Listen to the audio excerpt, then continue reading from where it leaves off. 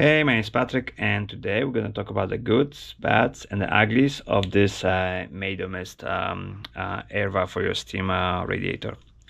So this is our valve. I have it marked with some tape to show that this is a non-working valve.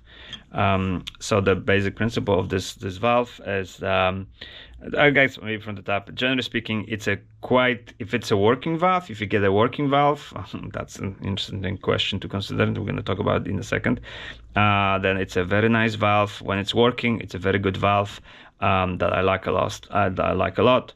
And the reason for it is because you have replaceable tops. And so, in other words, usually the kit comes with a bunch of different changing tops, and they have the different size openings.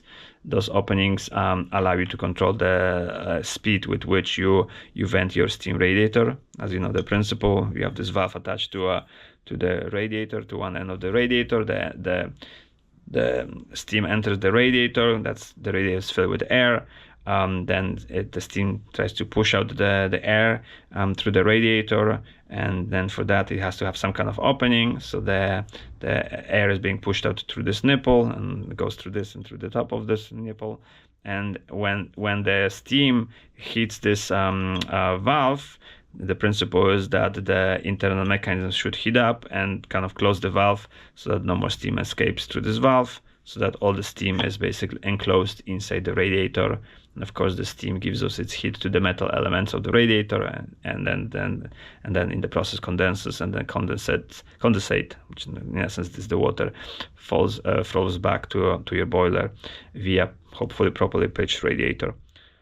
So that's the principle.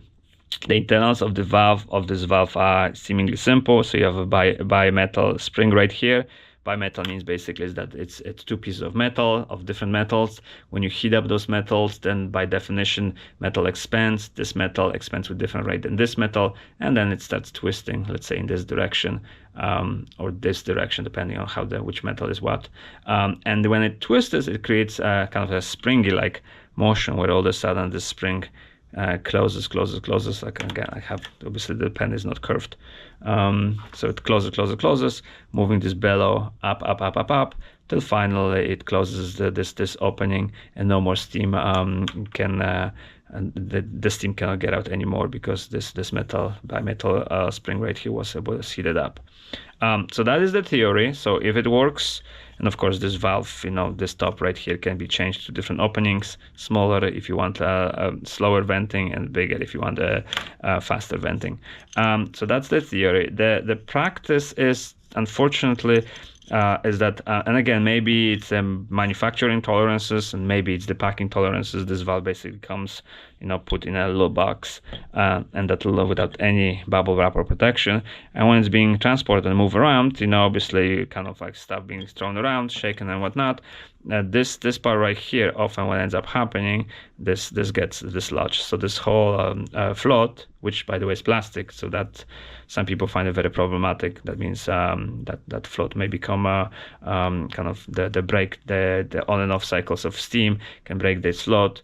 But anyway, so this part right here gets dislodged, and this valve right here, let's say, goes to the side, or the other side gets lodged against the spring, and then that means that when it heats up, then it doesn't properly close, because this thing is, let's say, not lined up with this. So that means if the spring closes, there's no way for this to kind of move up. And likewise, sometimes this thing gets locked the other direction. So that means this totally is sealed shut, and there's no way for it to dislodge it. So if you buy them from those valves from non-reputable sources, like say Amazon, you have 50% chance that they will come in broken. Recently, I ordered 4 of those valves. 2 of those valves were broken. One was sealed shut. One was never sealed.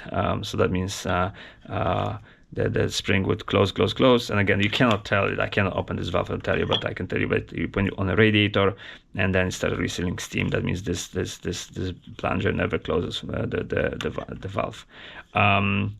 There is no easy way to test this valve unless you basically put it on the radiator, screw it in, and allow the heating cycle to go through it, so that you can see that indeed, you know, it warms up, you know, and you can hear the hissing of the air being released, and then at some point it stops, even though you can hear in the distance the boiler is still working. So that means the thing has shut. And then you wait, you know, say a few more minutes, and then let's say you hear a few moments, sometimes as little few moments, and then you hear that again more air is being released. So that means the valve, the spring has cooled off. It's kind of curved back again. It's so that the opening is open again, and that means, you know, more air can be released through this. So again, that's this kind of on and off heating cycle of this valve. You cannot test it by kind of flipping upside down. So in other words, this is, I think, I know this is non-working valve, but let me just double check whether it's doesn't seal. All right, so this valve doesn't seal. So in other words, you would put this one on the radiator, and you keep on releasing steam till Kingdom Come, and you can really see like steam coming out of it. I can flip it upside down and blow on it, and I cannot blow on it, which means by simply flipping upside down, this plunger closes it. So in other words, the simple upside down test doesn't test this valve whatsoever. And of course, there's no way for me to show it to you right here on this camera that it's not working. So you have to put it on the radiator and watch it working. I do like this valve. That said, it's relatively quiet valve. It's adjustable valve. Again, adjustability, even though those openings are, let's call it, precise, and they have certain stampings on it. So in theory, you could control that. Let's say this valve has this opening, and the other valve, you know, on the other radiator has different opening, or the same one if you want the same. Remember, those valves are it's based on the manufacturer tolerances.